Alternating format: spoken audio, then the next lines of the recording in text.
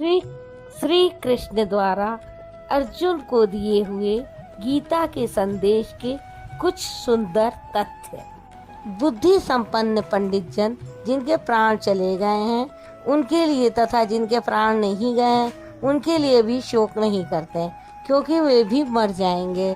ना तो ऐसा है कि सद्गुरु किसी काल में नहीं था, अथवा अनुरागी अधिकारी अथवा जनाधिपाह राजा लोग अर्थात राजसी वृत्ति में पाया जाने वाला अहम नहीं था, और न ऐसा ही है कि आगे लोग नहीं रहेंगे। सद्गुरु सदैव रहता है, अनुरागी सदैव रहते हैं। जीवात्मा की इस देह में कुमार, युवा और वृद्ध अवस्था होती है। वैसे ही अन्य शरीरों की प्राप्ति में धीर पुरुष मोहित नहीं होता। कभी आप बालक थे, शनै शनै युवा हुए, तब आप मर तो नहीं गए, पुनः वृद्ध हुए, पुरुष एक ही है।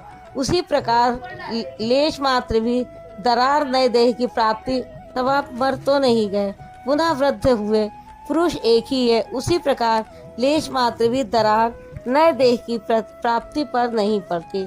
कलेवर का यह परिवर्तन तब तक चलेगा जब तक परिवर्तन से परे की वस्तु नहीं मिल जाती। सुख दुख, सर्दी और गर्मी को देने वाले इंद्रियों और विषयों के सहयोग तो अनित्य हैं, क्षणभंगुर हैं, इनका त्याग कर देना चाहिए। ये क्षणिक हैं, झूठे हैं, नाशवान हैं। विषयों का सहयोग न सदैव मिलेगा, न सदैव इंद्रियों में क्षमता ही रहेगी। सर्दी गर्मी, दुख सुख, मान अपमान को सहन करना एक योगी पर निर्भर करता है। यह हृदय देश की लड़ाई का चित्रण है। बाहर युद्ध के लिए गीता नहीं कहती। यह क्षेत्रज्ञ का संघर्ष है, जिसमें आसुरी संपत्ति का सर्वथा शमन कर परमात्मा में स्थिति दिलाकर दैवी संपत्ति भी शांति हो जाती है। पूर्णत्व के साथ वे भी शांत हो जाएगी, इससे पहले नहीं। गीता अंतर्देश की लड़ाई का चित्रण है। दुख सुख को समान समझने वाले जिस वीर पुरुषों को इंद्रियों और विषयों के सहयोग व्यथित नहीं कर पाते, वह मृत्यु से परे अमृत तत्व की प्राप्ति के योग्य हो जाता है। यहाँ श्री कृष्ण ने एक उपलब्धि अमृत की चर्चा की है। असत वस्तु का अस्तित्व नहीं है, वह है ही नहीं, उसे रोका नहीं जा सकता, और सत्य का तीनों काल में अभाव नहीं है, उसे मिटाया नहीं जा सकता। श्री कृष्ण भी एक तत्वदर्शी महापुरुष थे। परम तत्व परमात्मा का प्रत्यक्ष दर्शन करके उसमें स्थित वाले तत्वदर्शी कहलाते हैं। नाश रहित तो वह है जिससे यह संपूर्ण जगत व्याप्त है। इस अव्यवस्थित व अविनाशी का विनाश करने में कोई समर्थ नहीं है। अविनाशी, अप्रमेय, नित्य स्वरूप आत्मा के ये सभी शरीर नाशवान कहे गए हैं।